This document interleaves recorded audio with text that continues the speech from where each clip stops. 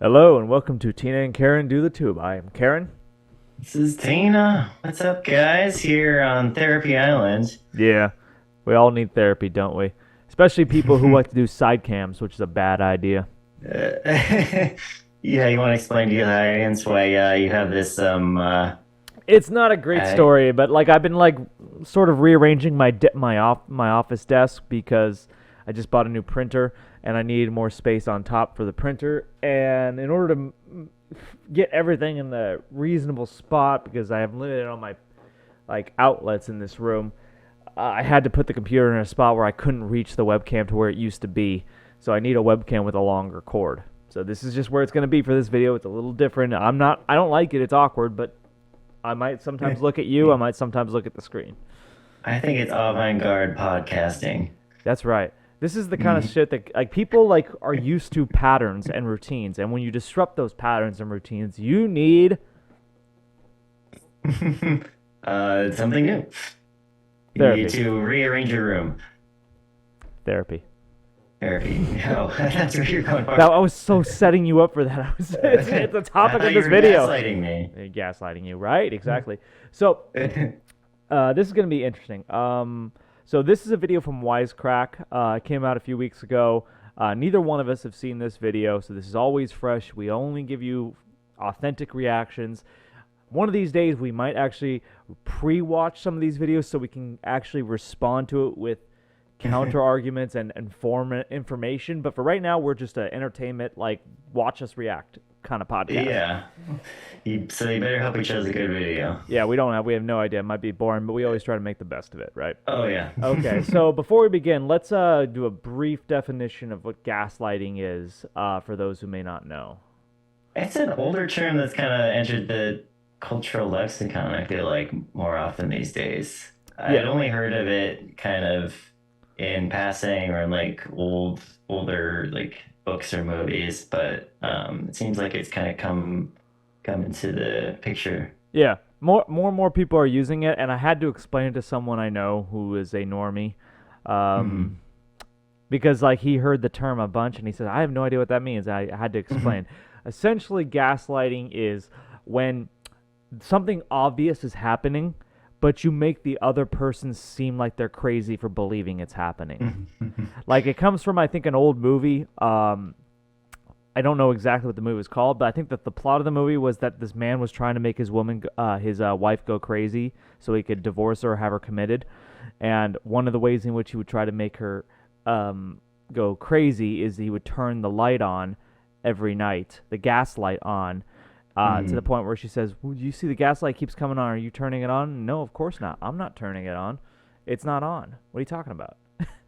Yeah, And yeah, slowly over time, she went crazier and crazier, just like because like it's so obviously on. Why are you acting like it's not? yeah. You start questioning everything. Exactly. So that's where the term comes from. This video is sort of an interesting take. Is therapy speak gaslighting us? I'm curious as to what he means by that. Don't you? Aren't you? Yeah, does that mean like certain, I guess, like therapy speak, certain words that therapists are using? Is it making, are we believing them too much? I mean, are we believing that therapy is a well-known, well-regarded science? Right. What are your thoughts on therapy? Do you think in general that it's a positive thing, or you think it's mostly coping? Or it could be a Oh, great third thing question. also. It could also be a third thing. Those were my two extremes. Okay. I've never done therapy, so can't speak to that. With I think if I was in like a really troubled situation, maybe I'd think about it. I know really one person that went to therapy and he hated it. Oh, okay.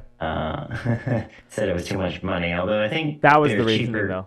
But Yeah, it wasn't that it wasn't a positive experience. It was just because it was inaffordable. I don't think yeah, he felt he wasn't getting what he wanted out of it for how much it cost. Do you know how long he went? I think only like 1 or 2 weeks. Yeah, you're not gonna get anything out of 1 or 2 weeks. He's an impatient guy, so I figure. Funny yeah. enough, do you remember Frasier?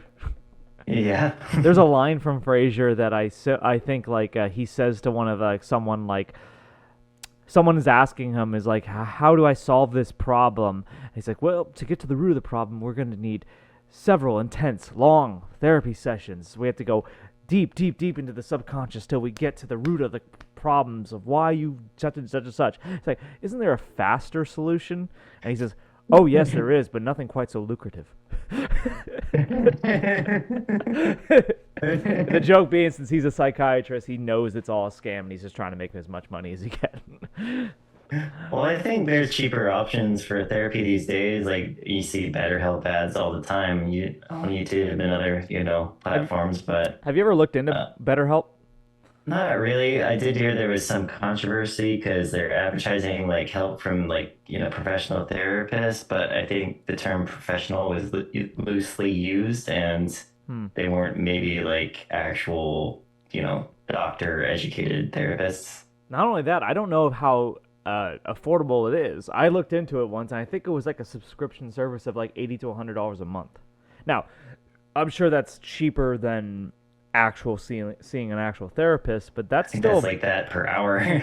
yeah, it's something like oh yeah, but I think I looked into it one time just out of curiosity to see what it was. I think I Hmm. remember I was thinking I could use to talk to someone who's neutral, impartial, and unrelated to the situation. Yeah. But Yeah, that's a good perspective. yeah, it's always nice to talk to someone who has no involvement in a situation, so it's completely neutral. Isn't that what going to the bar is for? Yeah, that's bartenders are way cheaper. Yeah. All right. So let's without any further ado, let's get right into the video, shall we? Yeah. All right, cool. Recently, whether I'm talking to friends or watching one of my favorite shows, Love is Blind, I can't help but notice how much everything is starting to sound like therapy speak. For me, I think I feed really hard off like people's energy. I would kind of maybe consider myself like an empath. Gaslight. Drop. Anything?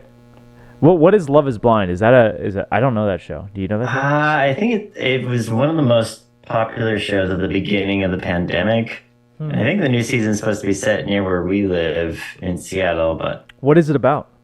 I've never seen it, and I don't know really anyone that's watched it. Okay. I think it might be two people talking to each other. Like it looked like they weren't like looking at each other, and they were just talking to each other in a room. And Oh, just a blind date, so you have to get to know each other without seeing yeah, each other. I think basically, that's horrible. yeah, What like physical attraction is a part of dating. yeah. Well, yeah, They definitely. can totally twist people's minds up by saying like, "Oh, this person's perfect for you. If only you just would date like someone who's 350 pounds and has one arm." But it is true your partner probably won't stay attractive for the rest of your life. That's true. No, look. I definitely think that there's more to love than just physical attraction. I'm not trying to say that, but like, I mean, there is definitely something to just like getting to know the person on a deeper spiritual level. I'm all for that, but blind dates shouldn't be necessarily blind. You should be able to see Okay. the person. What about deaf dates? What? No, death? What? What'd you say? Deaf dates. If let's say you can't hear the person speak. Ooh. I don't know. I mean, could someone's voice be so annoying to you that you don't want to talk to them anymore? Oh, I wasn't thinking about it like that. Okay. What were you I'm thinking? just like body language. Ooh. Imagine having a date where the rules were you're not allowed to actually talk to one another. That'd be fun. Fun. It'd be interesting. Yeah. We've been recently watching The Big Bang Theory, and one of the characters, spoiler alert, Raj, who has a fear of women, finally gets a girlfriend, and the thing is that she's just as cripplingly anxious about life as he is. So they have a text date where they agree not to talk to each other, just text each other while they're at dinner together. Like they're sitting across from one another, texting each other. Oh my God, that reminds me of I was watching this show, a new show on Netflix called Beef. I don't know if you've heard of it. No, not at all. It's about two characters that like have a road rage incident and their lives it starts escalating and their lives like intertwine. Hmm. In the scene, this woman is kind of like emotionally cheating on her partner, but also kind of getting back at the guy with like caused her road rage. What would And okay? What would you define and as emotionally cheating? I just good question. If you had, Maybe yeah, okay. So here's a scenario. If you have a close friend of the opposite sex who is not your wife or husband or boyfriend, girlfriend, whatever, is that emotionally cheating? Someone you can talk to about all your feelings. I don't know. Then you'd have to.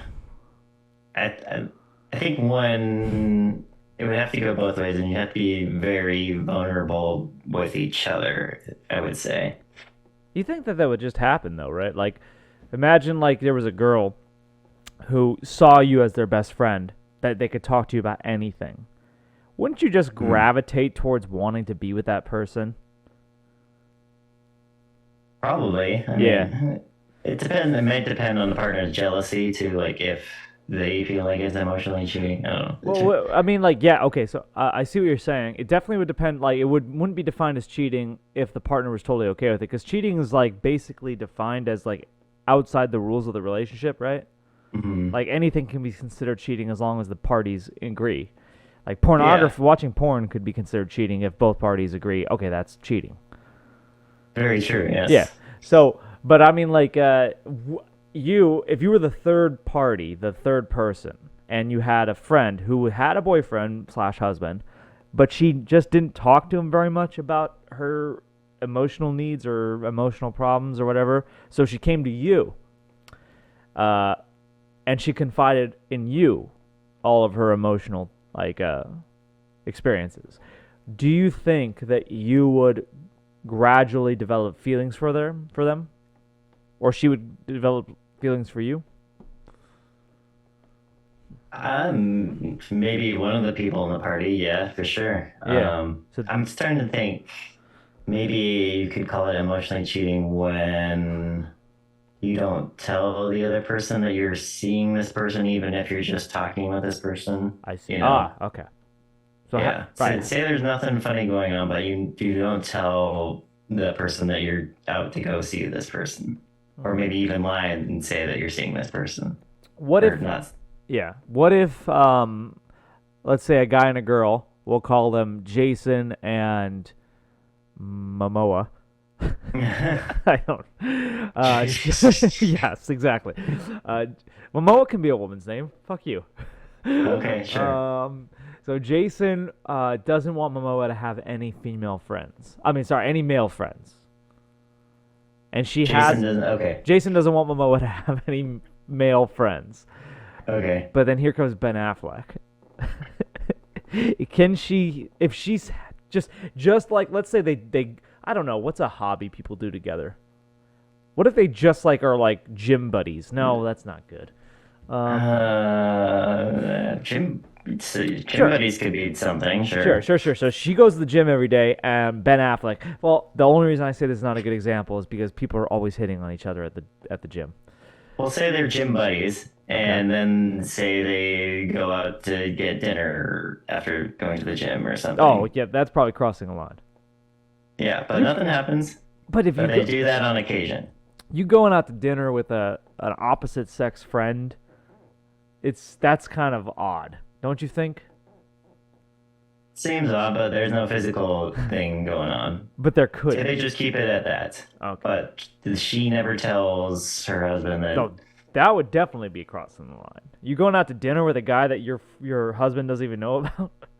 Yeah. That's So would that be considered emotionally cheating? Yes, I would say that's emotionally cheating. Okay. If you're going out to dinner, which most people would regard as a date, with a guy, and your husband doesn't know about it, or your boyfriend doesn't know about it, then it's essentially you're going on a date with a guy without your husband knowing. Okay. Yeah. Yeah. So yeah, I mean, I guess that probably be under the term emotionally cheating. I guess in texting it could kind of be the same way, but it's a little bit more ambiguous. Well, I guess if you're texting a guy that you never met and your husband doesn't know, That's so weird to do. I feel like if you're texting a guy your husband doesn't know, don't you? I Well, mean, it would probably be with the intention to physically cheat. probably. So Yeah. I have a really simple rule about this. Would be like, I won't have any close female friends outside of my wife. Okay. It just makes it so much simpler. I'm dumb. I like to keep it simple. I won't even get to the point where I think I might be. If I feel like I might be even developing a friendship with a female friend, I would probably just break it off. Now Okay. you're allowed to have certain friends, like couples friends are okay, but like not if you had a single female friend Hmm. and you're married or in a relationship with someone, I think it's borderline. It depends on It definitely can become more complicated. Maybe yes, you're yes. opening yourself up to more complications. It definitely It yeah, it definitely gets more definitely complicated. possible. Yeah. You're just inviting that into your life. It seems like you're inviting unnecessary temptation. Not that you might even be a person who would never even think about it, but at the same time, like, why would you even bother? Like, for okay, this might be my sexist self, but like, why would I even want to be friends with a woman when I can just be friends with guys? It's so much more. It's so much more fun and so much easier. Hey, there you go. It's simpler. It's simpler. Yes, exactly. All right. I mean, we all set our own boundaries, so as Right. long as you're open and clear about your boundaries, then That's the key thing there. You have to be Mhm. open and clear about your boundaries, right? yeah. To move on though, so this woman is texting this guy, like kind of emotionally cheating on her husband, but she's also just texting this guy because he's the brother of the guy with the road rage, and she's trying to like escalate things.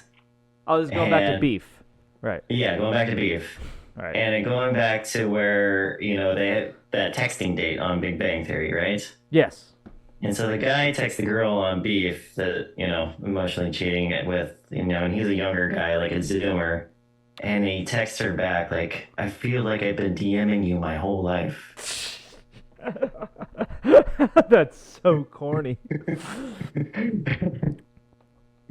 You know, we were having Yeah. a that's really corny. That's a great line though. Yeah, well, that's what I was trying to get to. Yeah. Sorry, I interrupted with the whole emotional cheating No. part.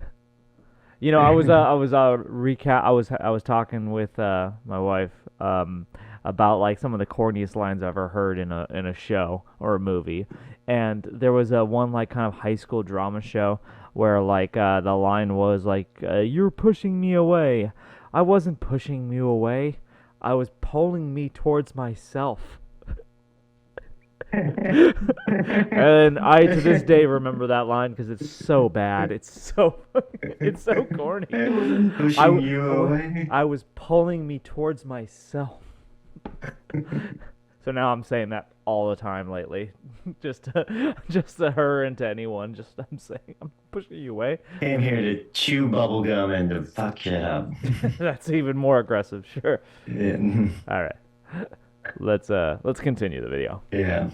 Trauma, OCD, toxic boundaries, emotionally dumping. These words used to occupy professional mental health settings, but now they've been dropped into the mainstream and have lost much of their meaning. This specific form of semantic expansion of psychological terms was dubbed concept creep by scholar Nick Haslam in 2016 to describe the way therapeutic ideas broadened to the point of losing meaning. Now, we've long been in denial about Would you agree with that?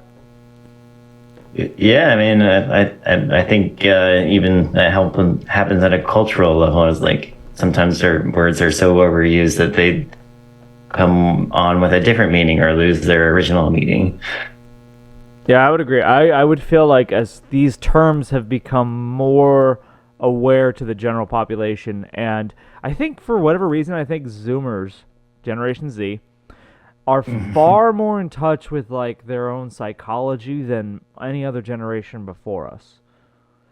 I think maybe with the pandemic and everyone inside for the last 2 years, people maybe have definitely Well, the pandemic, gravitated towards that. yeah, the pandemic is probably a magnifier event, but I think this was going on, but even before the pandemic. I just feel It certainly was, yeah. I honestly think social media is when it basically everything goes back to social media. It's sort of cliche to say, but I really think that is the big difference between generations, between the newest generations and the older generations, is that everything is online. Everyone is sharing all their experiences, and I think it's making people depressed and anxious, mostly depressed. Definitely. Yeah, definitely. Like you hear like people use the term OCD very casually these days, like I'm just OCD about having my desk set up this way or something like that, but they don't realize that OCD is like it controls your technically life. Yeah. It runs yeah. your life, and like OCD, yeah, exactly. So OCD is being replaced for just basically being a person who likes things a certain way, maybe. Yeah, very particular. Yes, but like OCD used to mean like it basically runs your life. Like you basically can't go outside because you're so, I don't know, afraid of germs in some way or like another. Yeah. Or you have to take 10 steps to the car, and if you can't take any more, then you can't get to the car. Right, exactly. You have to start all over. I feel that way. I used to have to like always walk down to the end of at my workplace we have a long like storage yard, and I used to have to walk to the end of the storage yard, and before the end of every work day. Mm-hmm. The actual reason for this is I just didn't want to talk to anyone, but I told everyone my reasoning was that if I didn't walk to the end of the storage yard, Michael Jackson was gonna die. And this was years after he died. What happened when Michael Jackson died? Well, I was telling people this years after he died. Oh. That's what they would say to me. He's like, Michael Jackson's already dead. I said, yeah, what do you think the one day I didn't do it was? Yeah. Yeah, exactly. But no, that way you wouldn't be defined as like OCD. That might be. If I had a genuine fear Michael Jackson was going to die if I didn't do something, then I would say that was OCD. Yeah, if you had a genuine fear, but I could have. but yeah, it softens the term where it has like no meaning anymore. Right. Okay. So we both agree. Yeah, these psychological terms are definitely getting thrown around way too often. Yeah. Yeah. The complex issues surrounding mental health, especially the importance of and need for therapy. But in 2023, it feels like societally, we maybe went a little too far, and many well-meaning conversations now risk devolving into therapy gibberish. So how did mental health go from something people wouldn't discuss in public to something people won't shut up about? Let's find out in this Wisecrack edition, Is Therapy Speak Making Us Nuts? But first, I wanted to tell you about something that's way cheaper than therapy, our Patreon. Oh, no. All right. So we have to edit out the ads because waste of time, and we don't want to give anyone money. All right. But ourselves. Yeah. He's a relatively new Yeah, money for us. Yes. practice. So let's talk about how we got from diagnosing someone with demonic possession to treating depression with CBT. We need to go back to treating the demons. Yeah. I'm serious. I fucking think that this therapy is not working. I think we need to go back to actually treating people Go like back they're to possessed. exorcism. Yes. I feel like people are possessed and they need fucking exorcisms. Might work better when you strap people down and douse them in holy water. I'm pretty radical about these sort of things, though. I still think that we should basically force left-handed people to be right-handed. I think that's a sign of Satan. You got a left-handed person, that's because they're being possessed by the devil. You got to force them to get out of that shit. Of course, everyone knows everyone's born right-handed. Exactly. That's That's how God intended it. That's the natural state of beings. Left-handedness is Satan. Yeah, idle hands do the devil's work, but left hands always do the devil's work. They are the Satan's hands. Yeah, they are Satan there. Yeah. That's why they call it the right hand, the righteous hand. Yeah. Very nice. I'm unwilling to compromise on this issue. This is why I could never run for public office, because I would open with this. It's like, what are you going to do? All my right-handed people out there, please raise your right hand. Yeah, exactly. You know what? If I got the right-handed vote, I'd win every election ever, because they're like 90% of the population. Yeah, it's like, I just got to appeal to that demographic base. Why did you think I asked if you're right-handed or left-handed in this video? I swear to God, that's all I got to do is I got to get the right-hand vote. If I get the right-hand vote, I'm in. forever. Not the right leaning, the right hand. Exactly. I don't need any political leanings. Those go 50-50. I need the fucking right-handed vote. There you go. aka cognitive behavioral therapy. At the end of the 19th century, Dr. Sigmund "This gun is a penis" Freud discovered that certain ailments could be Did he say that? I hope he did. treated by talking about them instead of fixing them with medical treatments. He hypothesized that we all have a subconscious where unacceptable thoughts, memories, and motives hang out, unbeknownst to the conscious mind. You know, like thinking that your mom is hot. This is your dad. This is that reality show I was talking about. I didn't know this reality show. What reality show is that? MILF Manor. Yeah. There's no way that guy's his dad. They're the same age. Oh, she means like I think stepdad, that's like a mom. No. This guy. She says this guy's your dad. Oh. Is this like his step? No, listen to it once more. Unbeknownst to the conscious mind. You know, like thinking that your mom is hot. This is your dad.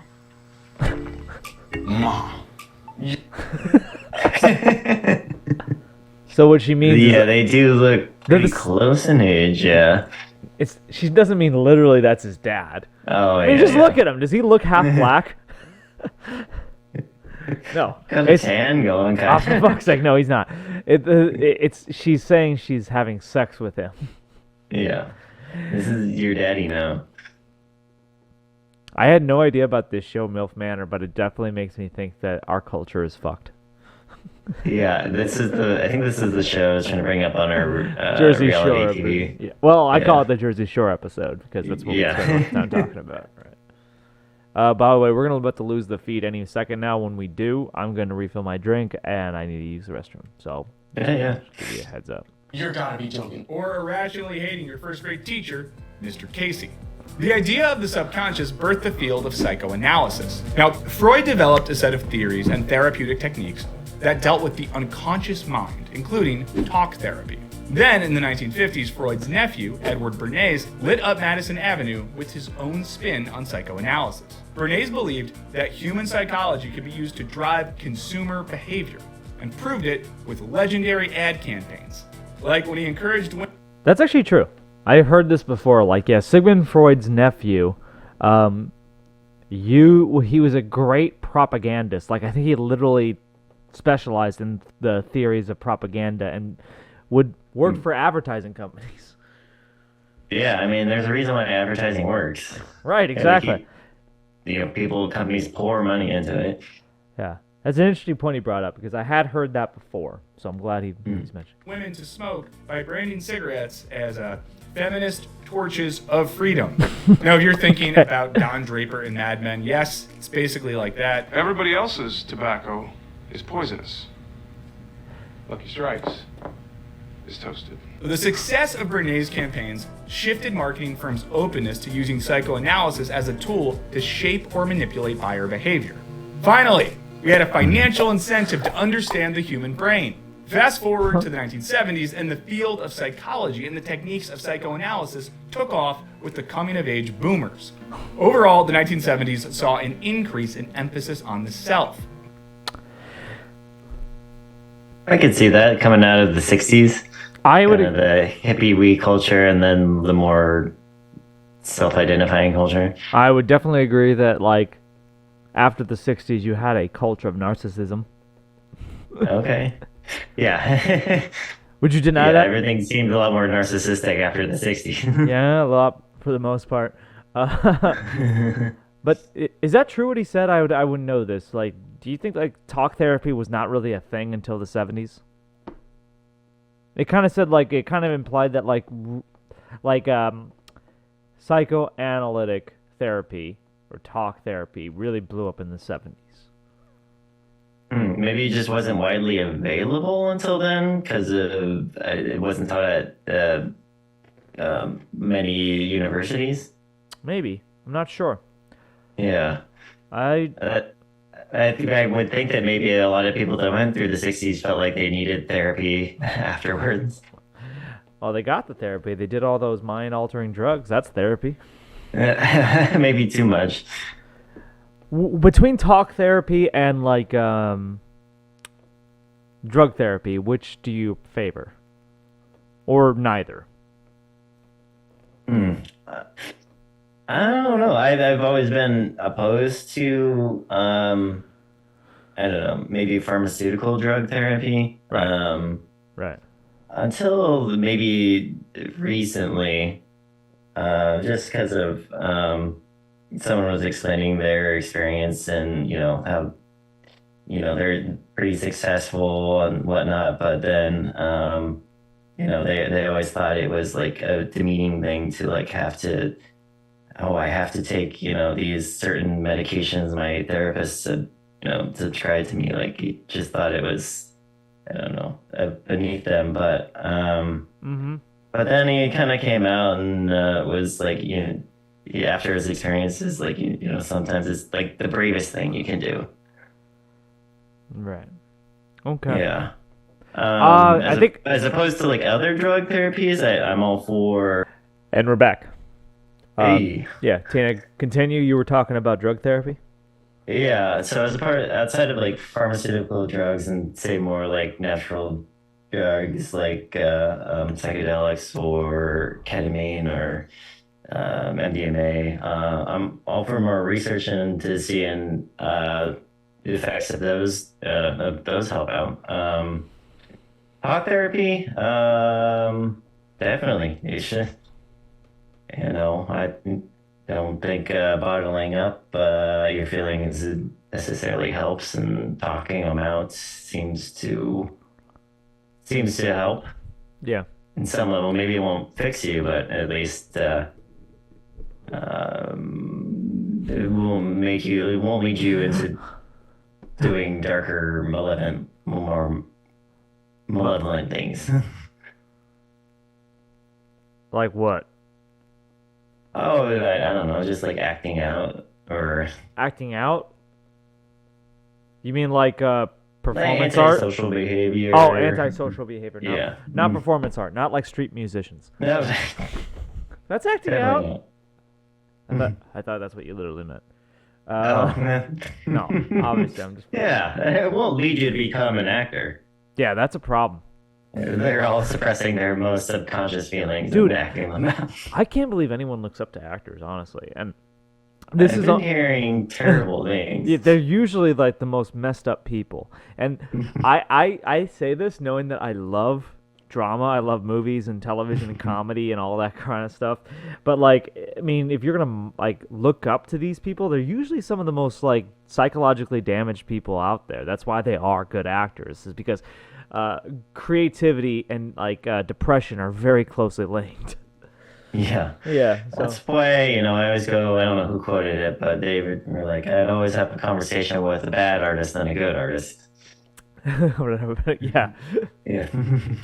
I remember, so I was in a play one time, and I just gotta say, like, I mean, my experience in like theater, it's fucked up. I mean, the people they're tons of fun, but they are very psychologically, I think, traumatized in a lot of ways, and maybe not all of them. I can't say all of them because look, I was psychologically traumatized, which is why I gravitated towards theater.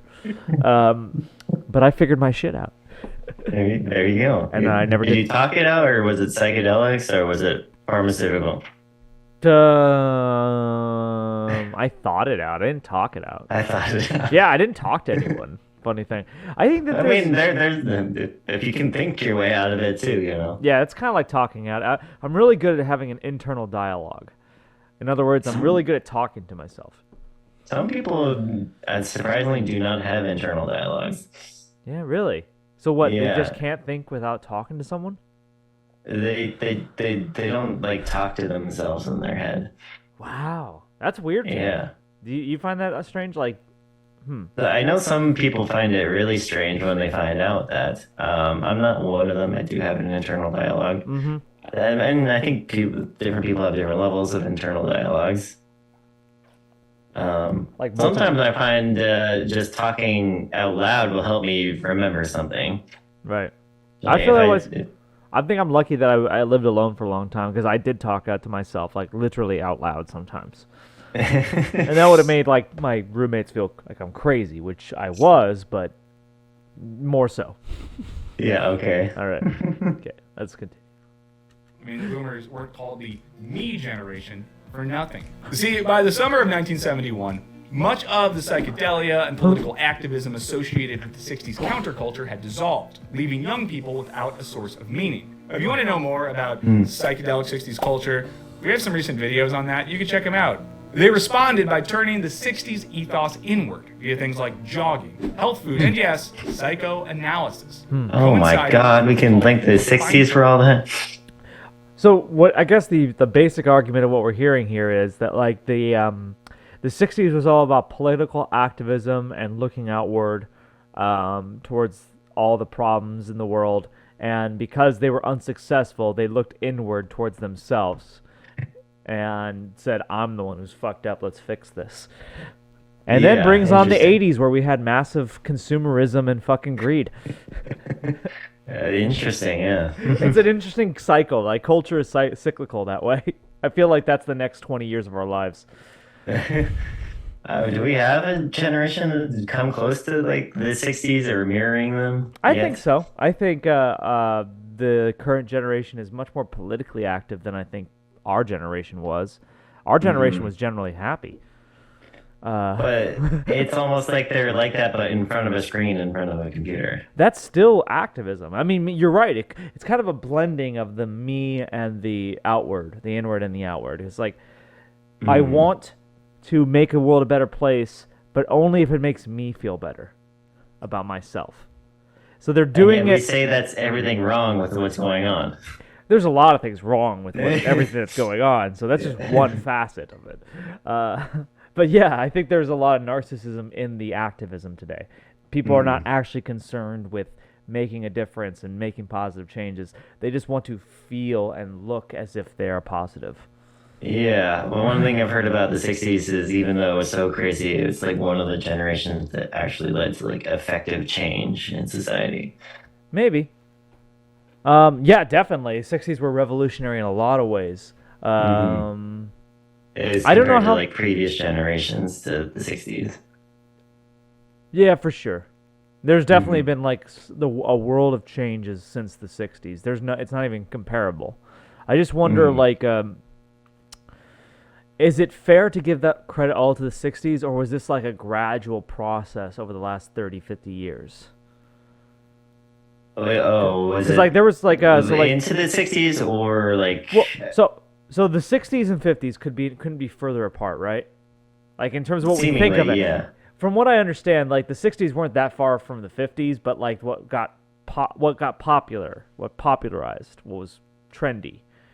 And what I'm trying to say is like if let's say 100% of the people were in the 50s, like 100% of people in the 50s were 50s minded. And then like if 10% of people in the 60s were not 50s minded, but 90% were, the 10% got the biggest megaphone. That's what we remember from the 60s. Okay, the people with the loudest voice got a bigger audience.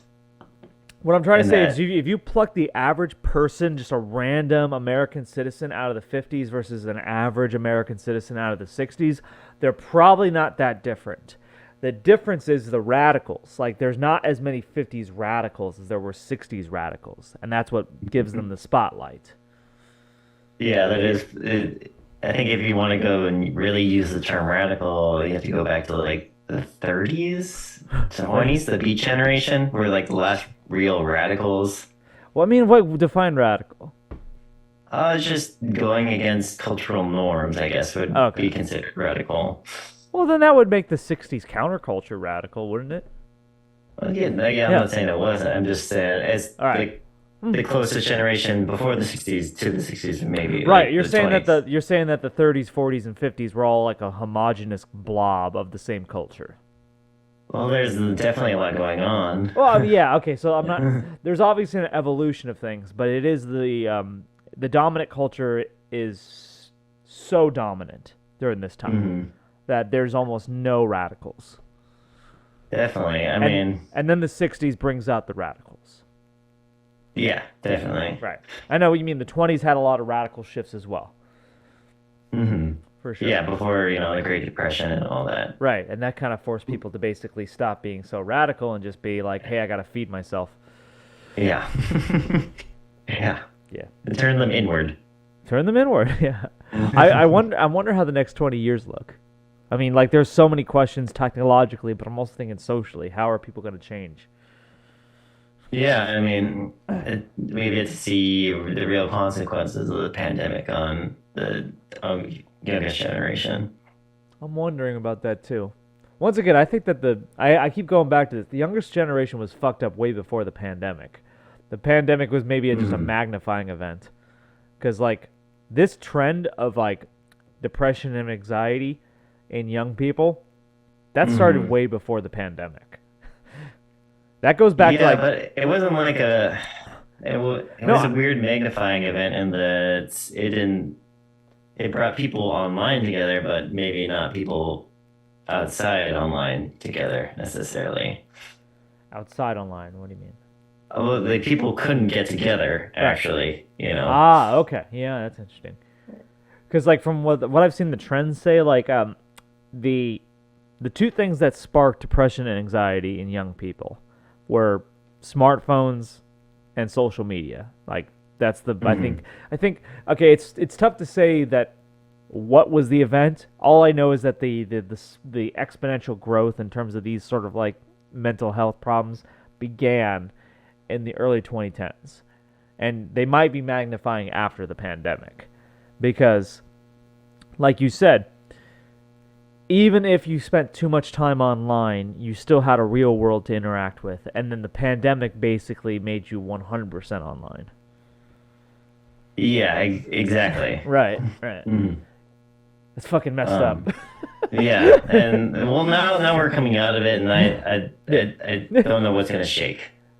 I don't think that, like, my friend has a theory that basically their lives were disrupted for 2 years. It's going to take 2 years for them to get back to normal. I don't think that's that simple. I think it's far more damage than you've done far more damage than basically just it's equal parts restoration. I heard and it would damage. take until like 2024 for it to kind of look how it was before the pandemic. And now, it's 2023, and I it's don't kind of believe feeling that. the same. No, man, I've been living the same for over 2 years. But Yeah. I almost never basically lived like there was a pandemic. There was a brief period. And some people want it back. Yes. There was a brief period in 2020 where I was very paranoid, but that ended really quickly. Yeah, there was like a couple months, I think, where everyone was like in genuine. I think, yeah, there was about a month or two where everyone was on board, and then it changed. Yeah, exactly. I was part of that people who basically said, okay, I get it. But I'm really actually curious about how this will affect young people. I am. Yeah, it's going to take another year, at least, I think. That's optimistic. I do think the damage is much more deep than that. Yeah. We'll see. There's no going back. There's never going back. There's always just forward. Who knows if forward? If all our satellites got like, Like, there is no such thing as going back. I mean, I know people sometimes want that, but there's just... You think that we'll ever live like people lived in the 90s ever again? Because that's like my last heyday. That's the last time I would say, like, yeah, society was great. I don't know if people will choose to live that way ever again. But it would, but as far as like technology wise, unless there's some cataclysmic events, I don't see us going back to how it was in the 90s. That's too bad. 90s was good. 90s.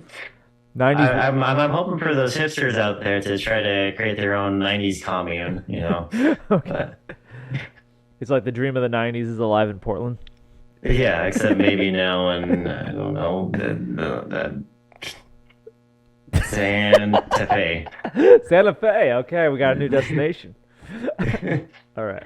Period of psychology. Then in the 80s, Oprah imbued entertainment with a therapeutic ethos in her self-help oriented talk show. Oprah. While Oprah normalized therapy vibes, Jeez, she look at also her. popularized the formerly Yeah, that's religious. quite a change right there. I know. I mean, like, I mean, I remember there was Fat Oprah as a joke, but I mean, like, funny. It's funny to see because I never watched Oprah. No, I don't ever really. I remember it being on, but Right. never watching it. Right. And then she was a billionaire. I was more into Jerry Springer. Rip. Oh yeah, he died recently. Yeah.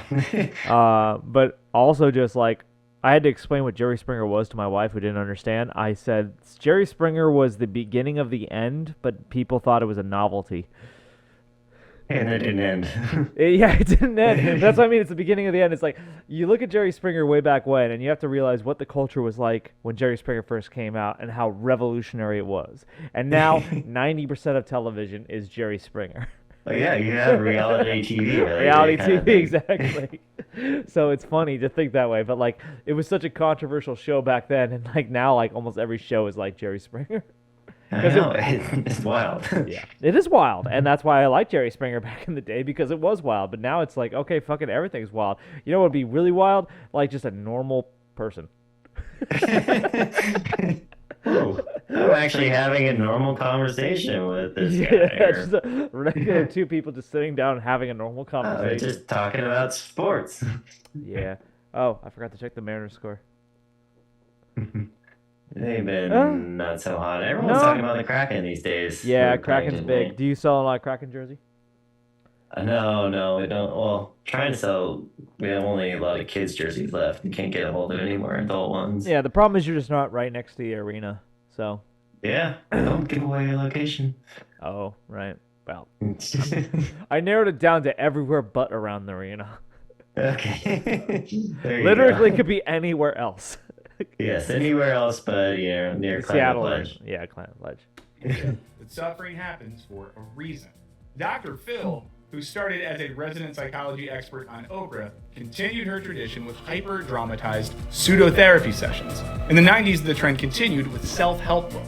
Between 1991 and 1996, Self-help books. You cringed, I've did heard you? it's such a scam. Oh, what? Self-help Like is a scam? anyone can write a self-help book. Well, then, like, is it a scam, then? I mean, yeah. I mean, Hey, I've heard of a lot of people just making up their degrees that they pronounce. They say that they have on self-help stuff, or just a celebrity, trying to cash in on getting a ghostwriter and writing something like that. Hold up. You said two different things there. First off, I didn't know Dr. Phil's last name. Is it McGraw? Yeah. Wow, I didn't know that. Okay, wow. He's Dr. Phil. I fucking didn't know that. Remember, you thought he had a different first name? I just didn't think he had a last name. I think it was like Cher. Oh. I didn't know his last name, swear to God. I hadn't thought of his last name in a while, but yeah, I remember seeing McGraw. I just think that's funny. I just saw that. Anyways, it's true that anyone could write a self-help book, but that doesn't make the message.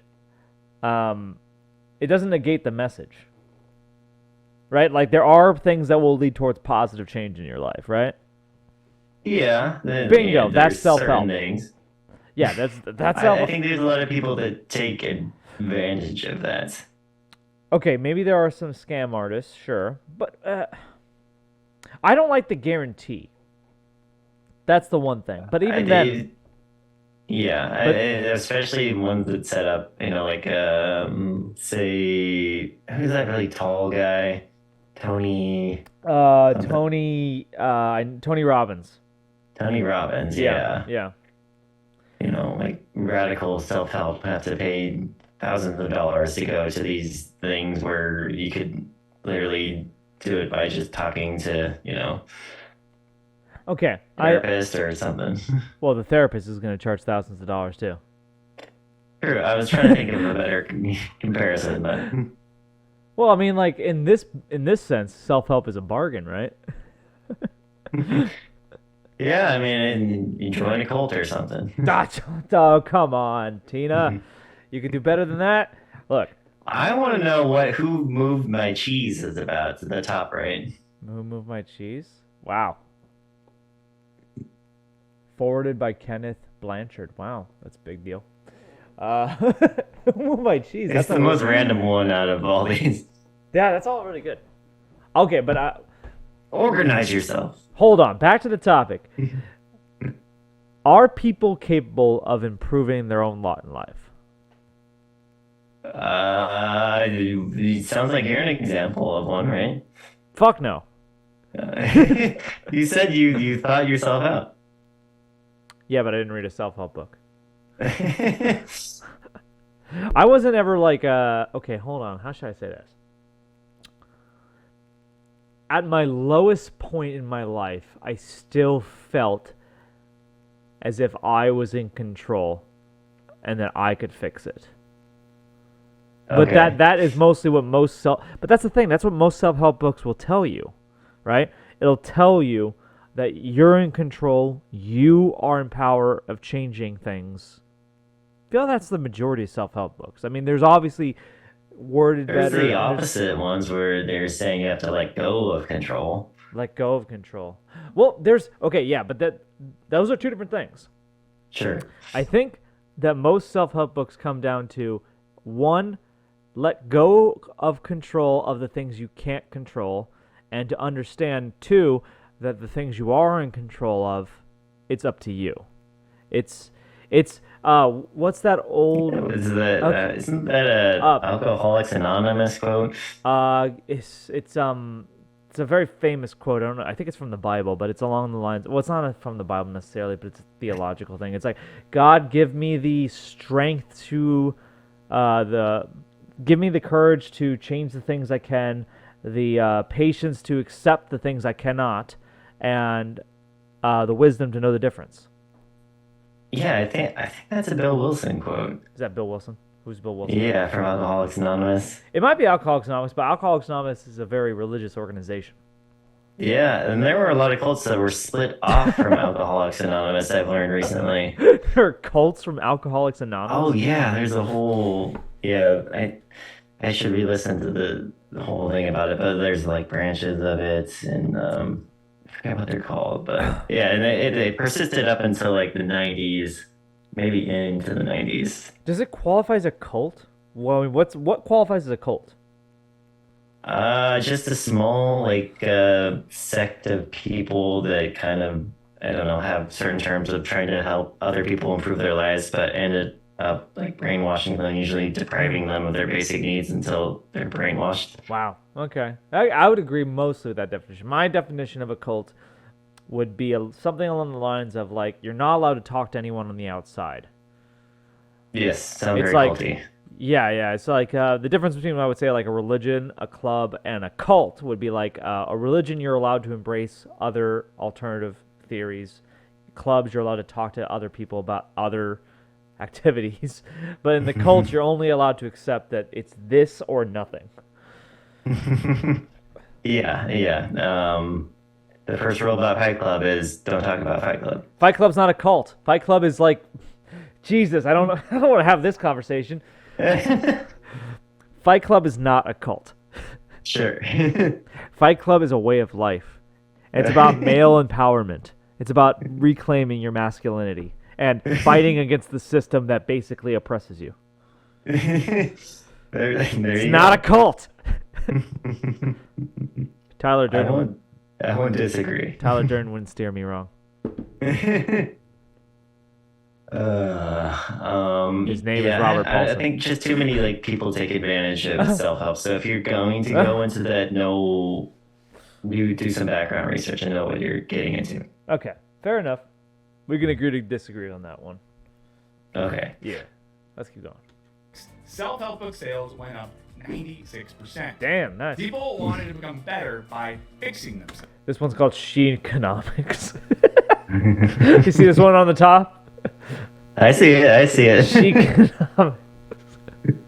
Do a podcast reviewing terrible self-help books. Oh, dude, we should do that. We should find the worst rated self-help book and then review it. On Amazon? Yeah.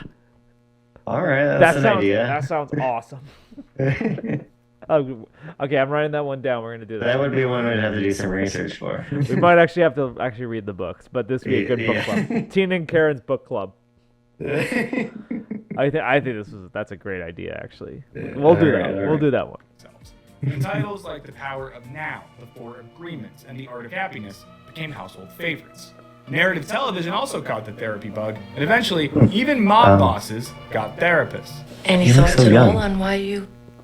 He's dead too, huh? He died years ago now. Gandolfini. Yeah. You know that was like his only role, like it's his first role. Is it his first role? I think so. Or close to it?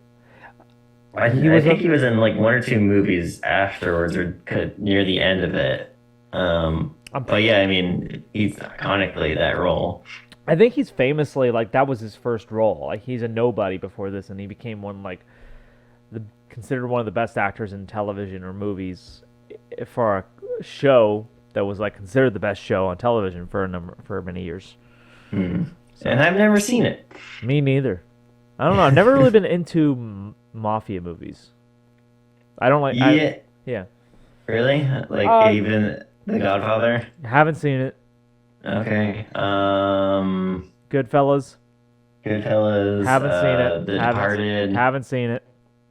Okay, well, so not a Martin Scorsese guy, per se. He just wants to do a bunch of mob movies.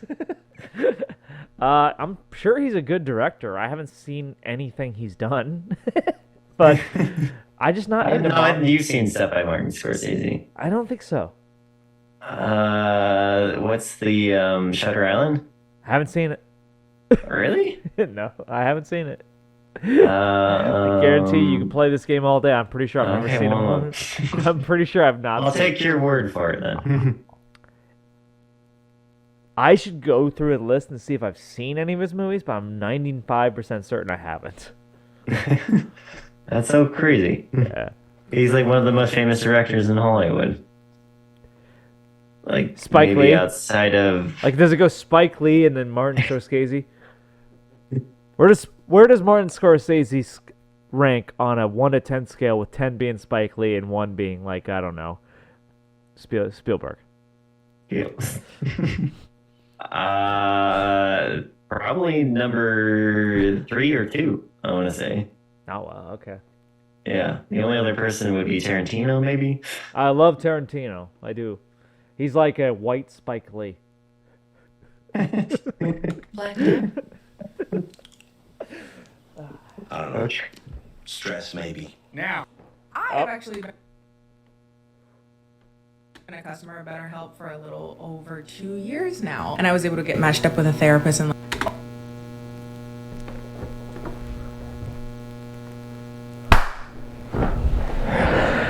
All right, we need therapy. All right, let's continue. cut to 2023 and therapy is everywhere, including our daily conversations via therapy speak.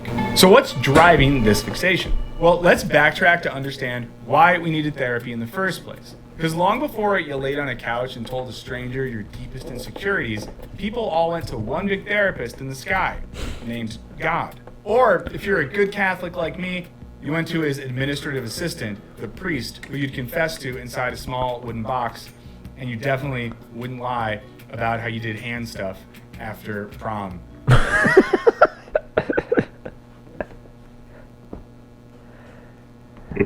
You know, there is actually, you know, a lot of wisdom behind this joke rant. But like, do you think that the rise of talk therapy is correlates negatively with the decline of God? Like That's a good point. yeah, I think with as the belief in God has decreased, people have looked for alternative solutions to their problems. Yeah, in the 70s, it sounded like they were looking to places outside religion to solve their internal problems. Right. So it made sense, because if you were like alive in the 40s, 50s, or fucking, I don't know, the 1700s, like, and you were went to having your problems, you prayed to God for help. Yeah. Yeah. And Pray to God, talk to your congregation. Yeah, sure. Did men's retreats through church or women's retreats. men's retreats. Oh, yeah, that was the thing we did in our church. Really? Were you Oh, yeah, ever there were part? men's retreats. Were you ever part of any of these men's retreats? I remember going to my dad with one or two of them. Would you what kind of activities would you do? Men stuff. Okay. Well, like fucking jerk off and like Hand stuff. hand stuff, right? Yeah. Men work with their hands. They do hand Sure, stuff. sure. Like hunting or what is it? I remember stuff by the campfire, making fires. Kind of felt like It's like the Boy Scouts? Yeah, Boy Scouts is Yeah. what it sounds like. All right. Kind of, but just a little bit more, less structure rigid. You go to different talks in like a tent or somewhere, and Yeah, the one place I go to when I say, "Hey, I don't want any structure or organization," is church. That's the one place you go to. yeah. All right. All right, let's keep going. You wouldn't. Actually, I'm gonna I need to take a quick pee break. Plus, I need to refill my drink one more time.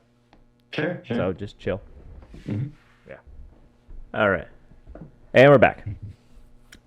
All right. All right, let's continue. What Yeah, were I you think saying? I think we're gonna continue the video. Okay, let's keep doing that. What time is it?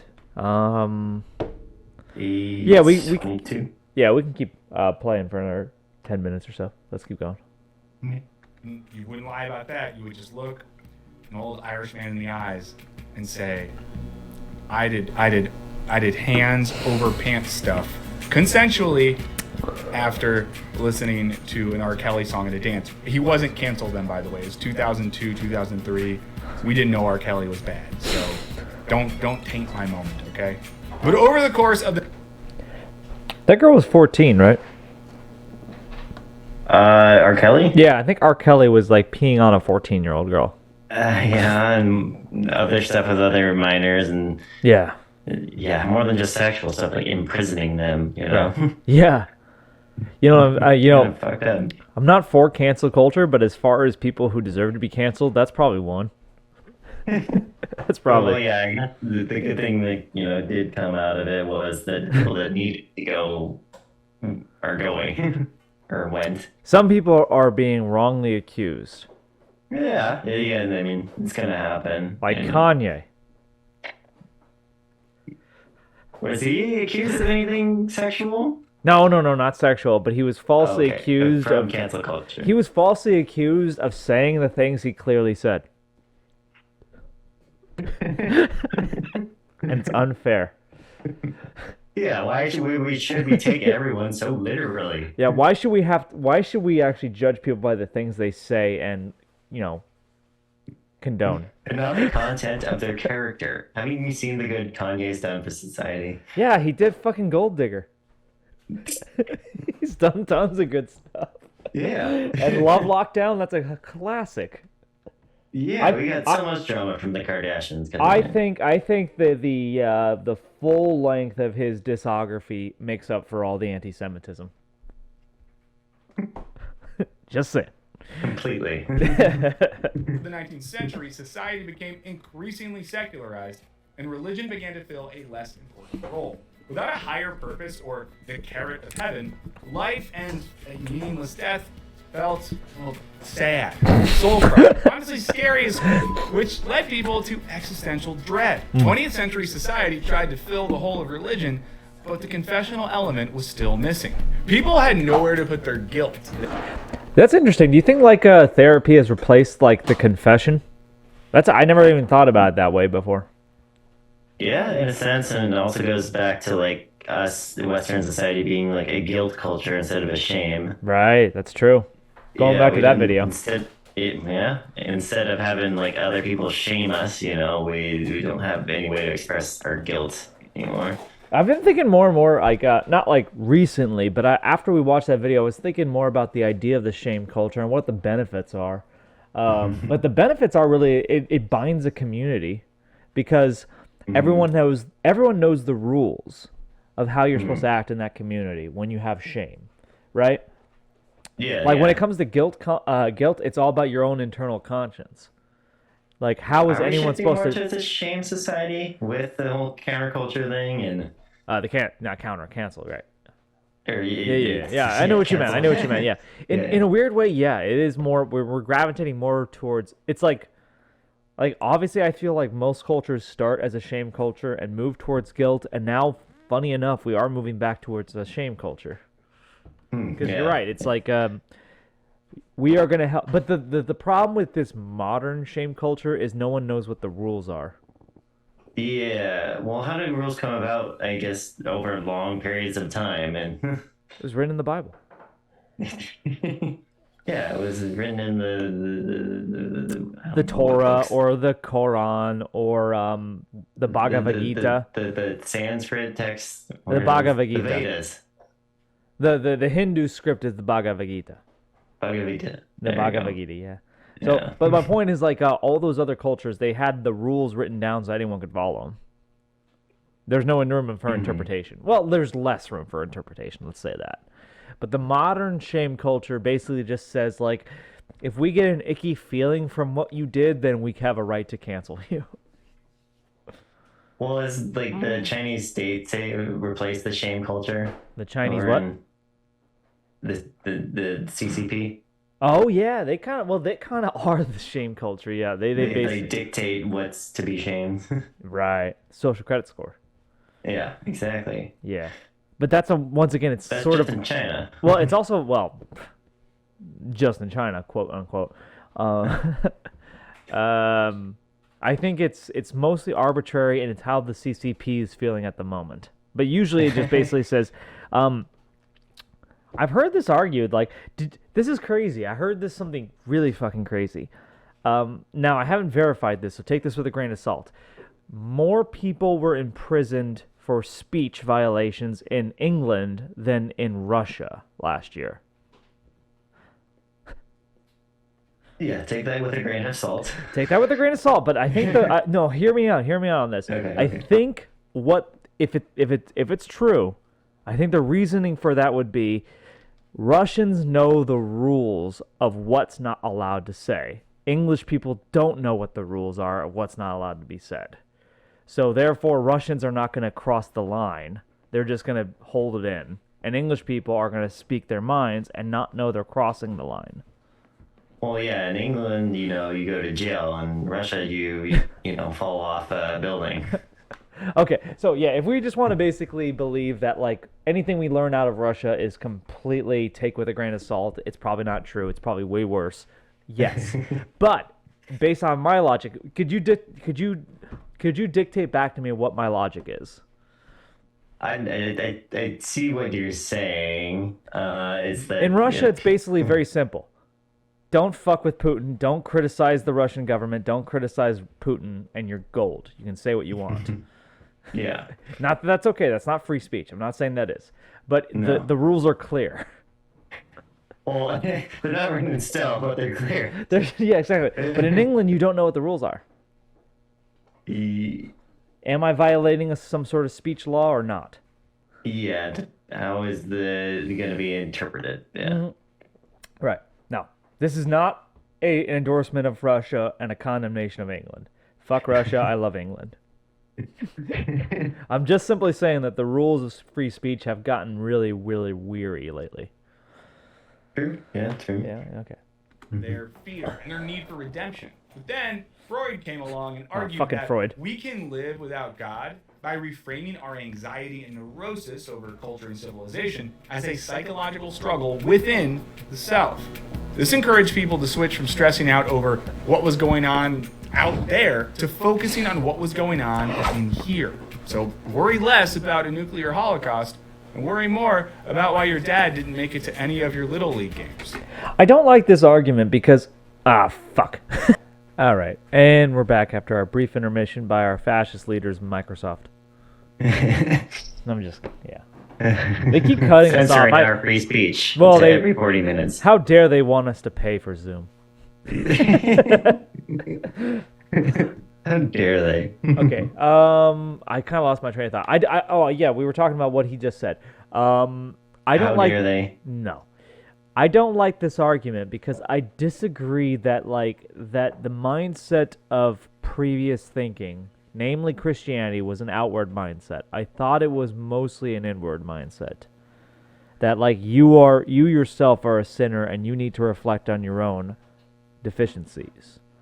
At least that's how I perceived Christianity to be. Because Jesus would say to people, he who is without sin cast the first stone. In other words, don't care so much about other people's sins, look at your own self. Yeah, there's a certain empathy in that, but you are supposed to go forth and spread the word of God. So, Well, spreading the word's different from like condemning people for sinning, because you are yourself like a Sure, sinner too. yeah. Right. but you're supposed to scare them because it's coming. Well, you're scaring them because they're going to hell. Yeah. That's scary shit. If you genuinely someone, If you genuinely believe in hell, yeah, if you it's pretty genuinely scary. believe in hell, then you're like the scariest thing you can imagine is basically just being like okay with it, just letting someone go there. Yeah. Right. But mostly I was just talking about this guy. He said like that, like Freud, and not the previous. I don't even need to bring up Christianity. Like Cicero. Cicero from Rome wrote the Duties of Morality. And then in the Duties of Morality, it was all about your own duty towards the state, towards the glory of fucking Rome. But it was always about internal. It wasn't about like pointing anyone else. It wasn't about pointing out the flaws in others. It was about looking towards yourself and saying, here's how I can be better. As a Roman citizen? Well, Rome was all about the glory of Rome, so yes. Okay. So your life meant nothing compared to the glory of Rome. Of course. As it should be. That's why it's the longest lasting. Well, it wasn't. It was a Chinese one. Wasn't Well, it? okay, so if we want to be technical about it, Egypt is the longest continuously run culture and civilization in world history. But it was Okay. never the superpower. Rome basically... So I would say that like Rome and the United States are the only two real superpowers in world history. Because Rome owned the Okay. world, effectively owned the world, and America Yeah. owns the world, effectively. Egypt never really conquested much. No, Egypt basically was a powerhouse in Egypt, and they did some imperialism in the Middle East, but not much, and not for long. Okay.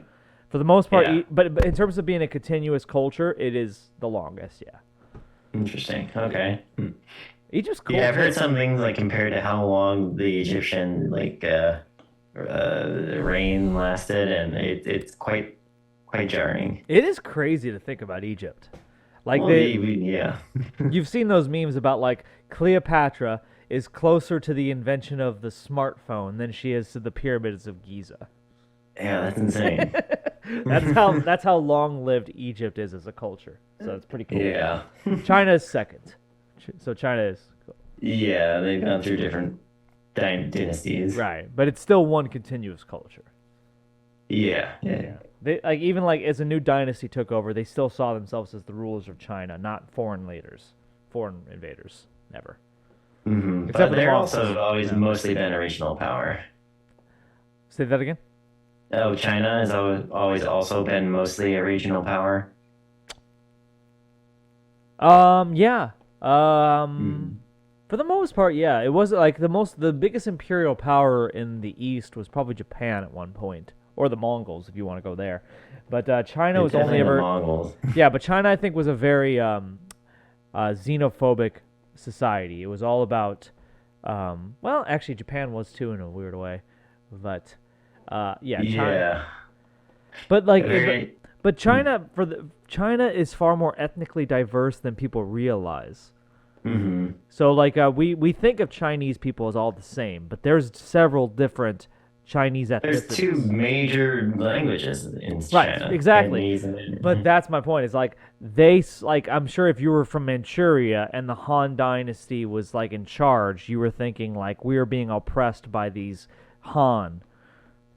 But if you were a Manchurian dynasty, which is like the Qing dynasty was a Manchurian dynasty, the Han probably thought they were being controlled. But it's one continuous like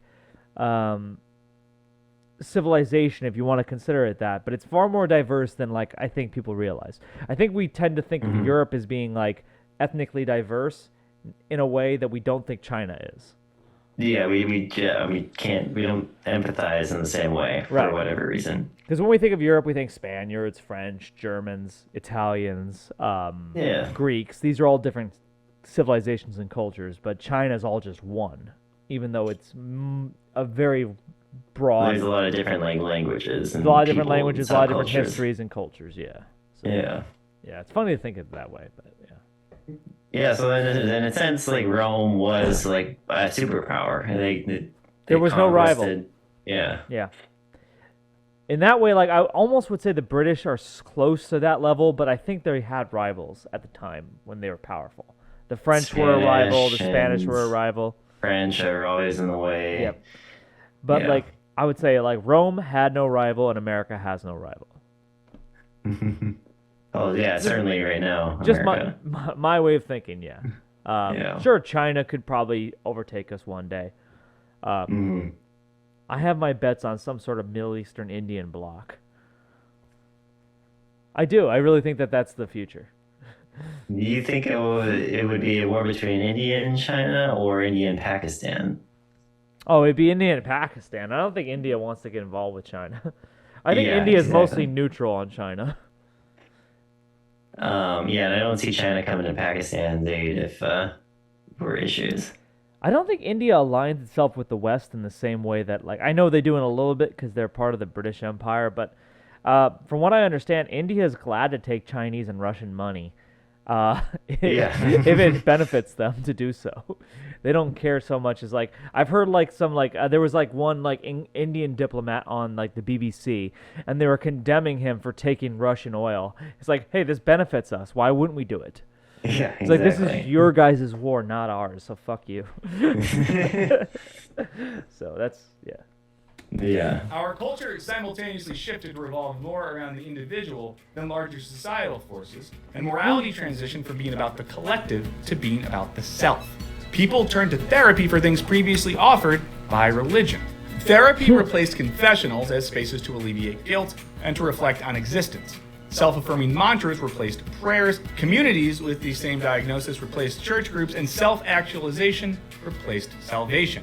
Now, to be That's a good summary. I mean, this is. I wish we could react to the whole video, but we're running out of time. That was a good argument, don't you think? Yeah, I mean, Makes sense. Therapy replaced religion, and I know. It's hard to say if it's working or not. No, it's not. It's not working, but it is the modern replacement for religion. Yeah, you never had to pay for religion, except you were supposed to tithe. The 10% charity to the church.